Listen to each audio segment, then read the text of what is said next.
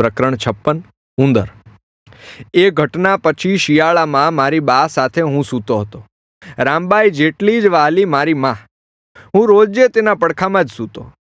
તે મારી પીઠ પર હાથ ફેરવીને ધોળ કીર્તન ગાયા કરે. હું પણ તેની સાથે અવનવા ભજન ગાયા કરું. હું મારી સ્કૂલમાં ભણવામાં આવતી વાર્તા તેને કહ્યા કરું. તે મને હનુમાન દાદાની વાર્તા કહે.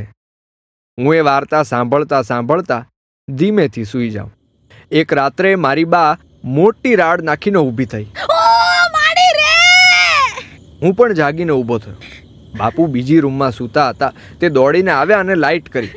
રૂમની પીળી લાઇટમાં મારી બા પોતાનો પગ પકડીને બેઠી હતી અને પગના તળિયે લોહી નીકળ્યું હતું. હું ખૂબ ગભરાઈ ગયો. મારી ચારેય બહેનો દોડીને આવી. દાદા પણ પોતાની ઓફિસમાંથી લાકડી લઈને આવ્યા. દાદા આવ્યા એટલે મારી બા લાજ કાઢીને રડવા લાગી.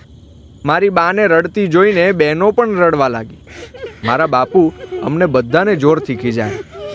અરે એમાં બધાય રોવા હું બેઠા, પણ આ પગે ઉંદરડો બટકું ભરી ગયો છે, બીજું કાંઈ નથી. હોઈ જાઓ પાછા બધાય. બાપુથી ડરીને બહેનો બીજી રૂમમાં ભાગી ગઈ. હું મારી બાની સાડીનો છેડો મોઢામાં નાખીને ડુસકાઓ ભરતો રડવા લાગ્યો. મારી બાના પગ પર લોહીનું જાણે ખાબોચિયું ભરાઈ ગયું. એક ઉંદર રાત્રે મારી બાના પગ પર આવીને બટકું ભરી ગયો હતો. મારા બાપુએ મારી બાને પગ પર કપાસના પૂંબડા મૂકી જૂની સાડીનો પાટો બાંધી દીધો. લોહી નીકળતું બંધ થયું, પણ મારી બાનો પગ ધ્રુજી રહ્યો હતો. એ આખી ધ્રુજી રહી હતી. મારા બાપુએ પોતાનો ખાટલો મારી બાને આપ્યો અને પોતે જમીન પર સૂઈ ગયા.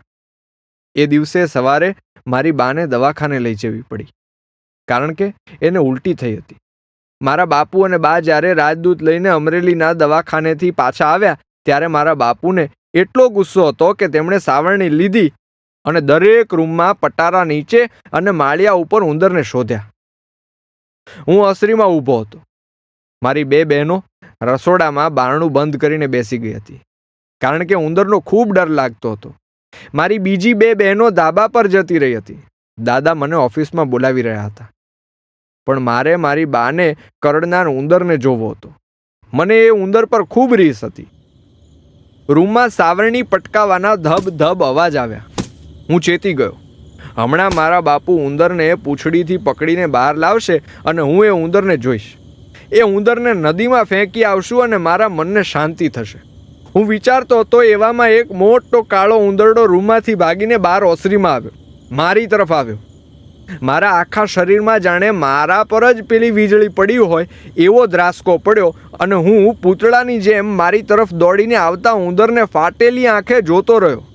હજુ કશું જ સમજું એ પહેલાં એ બિલાડીના બચ્ચા જેવો મોટો ઉંદર મારા જમણા પગ પાસે આવ્યો અને છેક ગોઠણ સુધી ચડી ગયો.